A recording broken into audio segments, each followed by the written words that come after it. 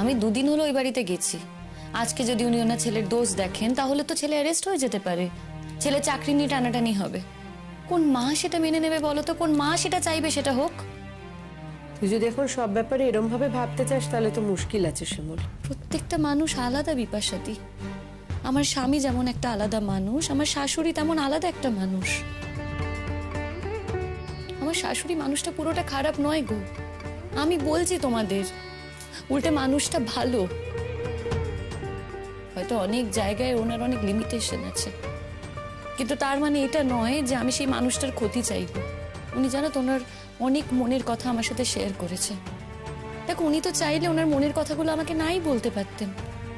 তাই আমি বলছি তোমাকে ম্যাডাম, আমার শাশুড়ির এগেনস্টে আমার কোনো কমপ্লেন নেই। আমার ননদ জানেন তো অটিস্টিক, বড্ড হেল্পলেস মেয়েটা, আমাকে প্রাণ দিয়ে ভালোবাসে। আমার দেওর আর আমার স্বামী ছাড়া আমার কারোর এগেনস্টেই কোনো কমপ্লেন নেই। আপনি চিন্তা করবেন না, আমি আপনার স্বামী এবং দেওর দুজনকেই ডেকে পাঠাবো। আপনি ওদের শাস্তি দিন। দেখুন আমি বুঝে গেছি যে আমার স্বামীর সাথে আমার কোনোদিনও মনের মিল হবে না। আমি হয়তো ওর সাথে সংসার করতে পারবো না, ও বাড়িতে আমি আর থাকতে পারবো না, কিন্তু আমার না আর কোথাও যাওয়ার জায়গাও নেই। কেন? আপনার বাবা মা? আমার বাবা নেই, মা আছে, দাদাদের ওপর নির্ভরশীল। তাই মা কোনোভাবেই চায় না যে আমি বাপের বাড়ি গিয়ে থাকি। একবার চলে গিয়েছিলাম জানেন তো বাপের বাড়ি, আবার ফিরে আসতে হয়েছে। তাই সত্যি কথা বলতে কি ম্যাডাম, আমি আর এই নাটকটা রিপিট করতে চাই না। এবার যদি যাই একেবারেই যাব। আপনি জানেন তো যে আপনার শ্বশুরবাড়ির সাথে যদি আপনার মনোমালিন্য হয়, এমনকি আপনার স্বামীর সাথে যদি আপনার ডিভোর্স হয়েও যায়, তারপরেও কিন্তু আপনি শ্বশুরবাড়িতে থাকতে পারেন। এটা আপনার লিগ্যাল রাইট। জানি, কিন্তু দেখুন আমার স্বামীর সাথে যদি আমার ডিভোর্স হয়ে যায়, সে কিন্তু এক সপ্তাহের মধ্যে আবার দেখাদেখি শুরু করবে, সম্বন্ধ দেখবে, বিয়ে করবে আবার। ওই একই বাড়িতে আমি থাকবো, সেটা কি খুব সম্মানের হবে আপনি বলুন না? আমার চোখের সামনে তো বিয়ে করবে, সেটা কি খুব ভালো হবে? একই বাড়িতে আপনাকে সেপারেট থাকতে দিতে উনি বাধ্য। আদারওয়াইজ যদি আপনার ডিভোর্স হয়ে যায় তাহলে তো আপনার সেটেলমেন্ট হবে। আপনার ভরণ পোষণের দায়িত্ব ওনাকে নিতে হবে, আপনার থাকার ব্যবস্থাও ওনাকেই করতে হবে। এটা আপনার লিগ্যাল রাইট। যার সাথে মনের মিল নেই, শুধু বিয়ে হয়েছে বলে তার থেকে টাকা পয়সা আদায় করব, তার থেকে সমস্তটা নিয়ে নেব, আমি না সেরকম মানুষ নই। সেটা করতে আমার রুচিতে বাধে। ডিলেমা করেই তো আমাদের মেয়েদের সমস্যাটা যায় না কখনো। ছেলেরা বুঝতেই পারে না, ভাবে একদিন অত্যাচার সহ্য করতে পারবে না, চলে যাবে বাড়ি ছেড়ে, তারপর আবার কি আর একটা মেয়ে সর্বনাশ করবে। ম্যাডাম, ঠিক এই কারণেই আমি আপনার কাছে এসেছি। ব্যক্তিগত কোনো সুরাহার জন্য আপনার কাছে এসেছি তা কিন্তু নয়। আমি নিজেও জানি ম্যাডাম, ওই বাড়িতে আমি বেশি দিন থাকতে পারবো না। শুধু নিজেকে একটু গুছিয়ে নেওয়ার অপেক্ষা। তা না হলে না রাস্তায় গিয়ে দাঁড়াবো। আর আমি না এমন কিছু লেখাপড়াও করিনি, সাধারণভাবে গ্র্যাজুয়েশন পাশ করেছি। তাই কি করব বলুন তো? খুব যে একটা চাকরি বাকরি করতে পারবো তাও তো নয়। ও কিন্তু ভালো ডান্সার জানেন। তাই? তা আপনি যখন এত ভালো নাচতে পারেন, নাচটা এক্সপ্লোর করুন। কে প্ল্যাটফর্ম দেবে আমাদের? দেখুন, আমাদের এখানে কিন্তু মাঝে মাঝে ভালো ভালো প্রোগ্রাম হয়, যেটা থেকে এরকম কোনো প্রোগ্রাম হলে আমি আপনাকে ডাকবো। এই যে দিদিদের দেখছেন না, যারা আমাকে সঙ্গে করে নিয়ে এসেছে, ওরাও কিন্তু নানাভাবে এক্সপ্লয়েটেড। বিপাশাদি নয়, বিপাশাদি খুব সুখে আছে, বিপাশাদির বাড়িতে সবকিছু ঠিকঠাক। আমি বাকি দুজনের কথা বলছি, সুচরিতা দি আর শীর্ষা। ওদের দুজনের মধ্যে অনেক কোয়ালিটি আছে। শীর্ষা চাকরি করে, ওর সমস্যা অতটা নেই।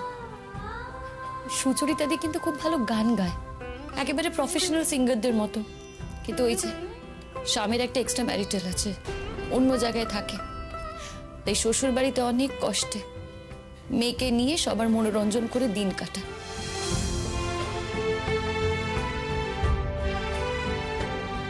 অনেক ট্যালেন্ট এভাবে মরে যায়, জানেন তো? এরকম অভিজ্ঞতা না আমার কাজের সূত্রে আমাকে অনেকবার দেখতে হয়েছে। আমার জানা রইল, আমি আপনাদের পাশে আছি। যে কথাটা বলছিলাম আপনাকে, আমি কিন্তু সত্যি সত্যি আমার জন্য আসিনি। আমি এসেছি ওই লোকটা যাতে ভবিষ্যতে আর কোনো মেয়েকে অত্যাচার করতে না পারে, এমনভাবে শাস্তি দেবেন ওকে। ওর স্কুলেও আমি গিয়েছি, হেড স্যারের সাথে কথা বলেছি। হেড স্যারও আমাকে বলেছেন যে যদি ভবিষ্যতে এরকম কোনো অন্যায় করে, এরকম অত্যাচার করে, তাহলে আমি যাতে ওনাকে জানাই। আমি তো জানি ও বাড়ির বড় ছেলে, আর ওর ভাই সে আরো বড় স্বার্থপর। ও অন্তত সংসারটা টানে। আজ যদি ও চাকরি চলে যায়, আমার শাশুড়ি মা, আমার ননদটা না খেয়ে মরবে। সেই জন্য আমি আমার স্বামীর সেই ক্ষতিটা করতে চাই না। তবে আমি এটা চাই ওর এমন একটা শাস্তি হোক যাতে ভবিষ্যতে কোনো মেয়ের সাথেও এরকম না করতে পারে। আর তাছাড়া আপনিও নিশ্চয়ই জানেন এরা সাধারণভাবে খুবই ভীতু হয়, এদের মেরুদণ্ড বলে কিছুই থাকে না।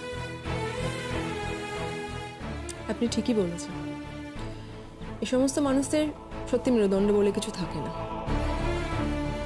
সত্যি খুব খারাপ লাগছে যে আপনি আমার জেলায় থাকেন আর আমার জেলায় থেকেও আপনাকে এইরকম ভাবে টর্চারড হতে হচ্ছে।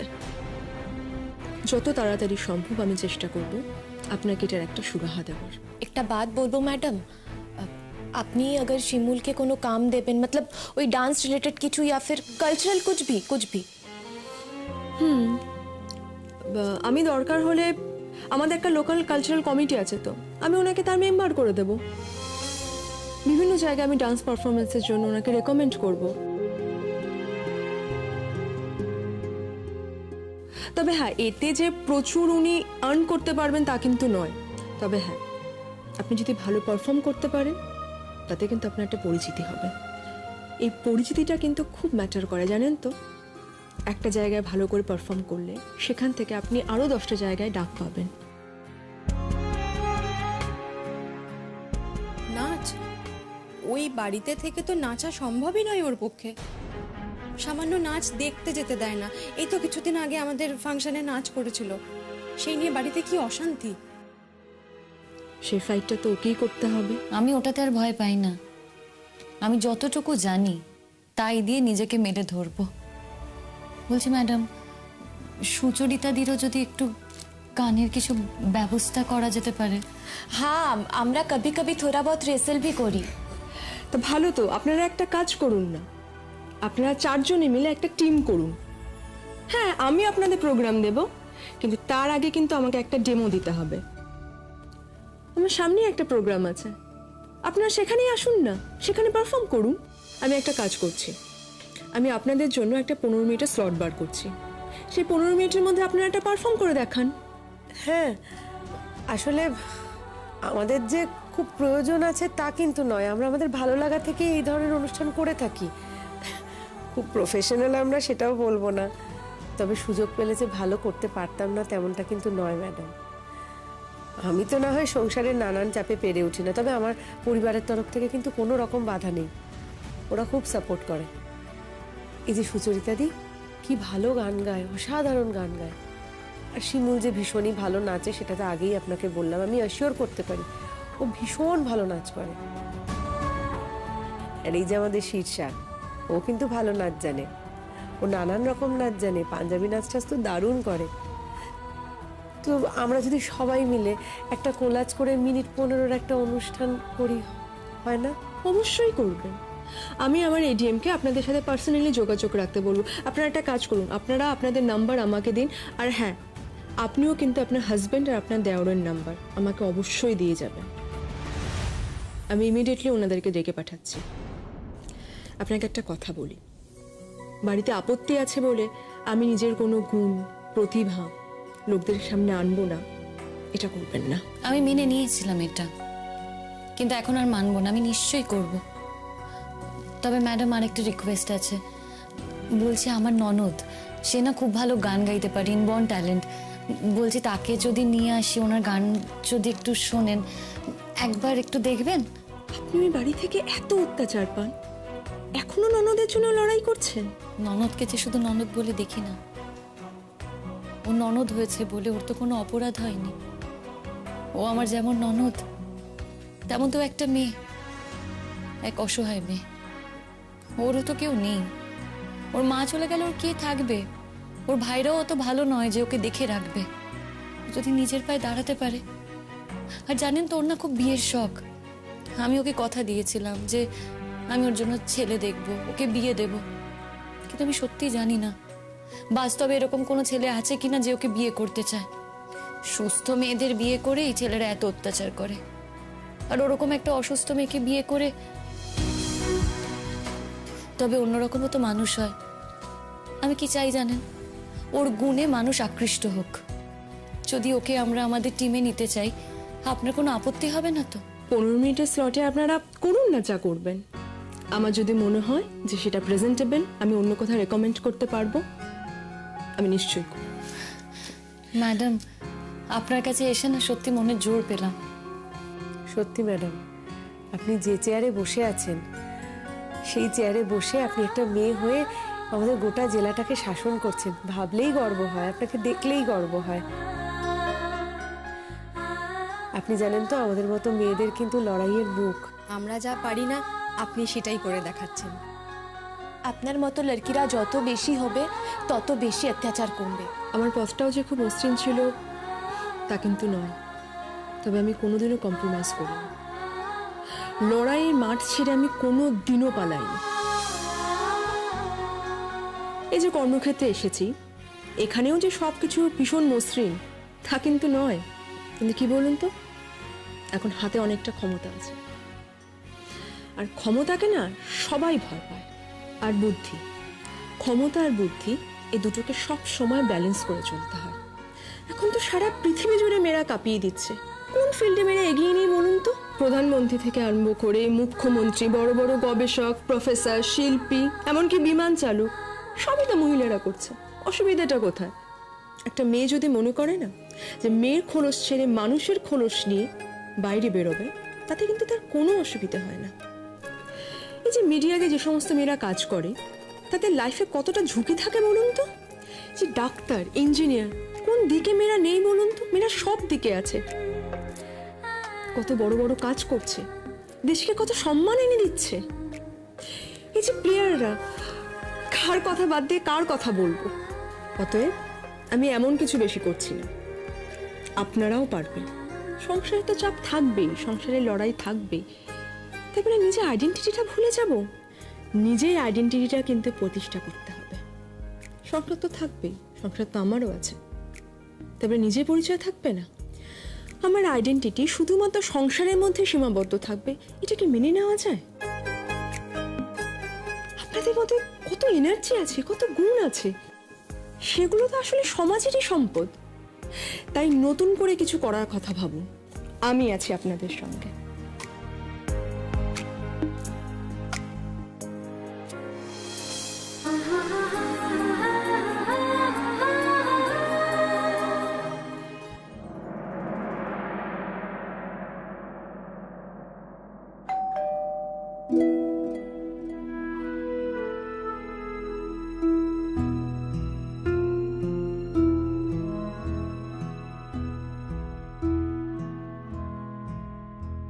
নমস্কার।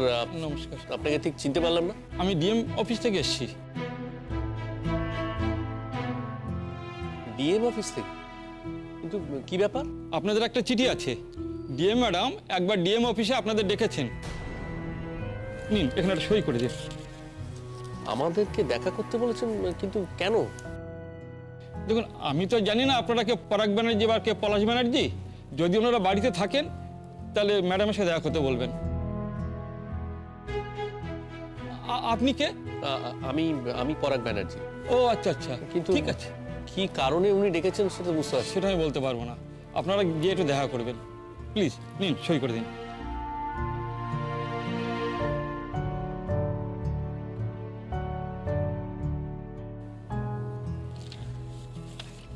Thank you.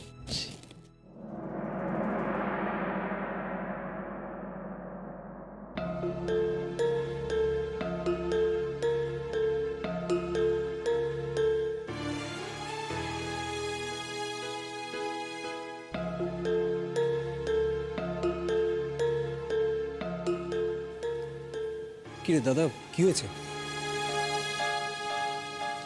ডিএম অফিস থেকে আমাদের ডেকে পাঠিয়েছে। DM office?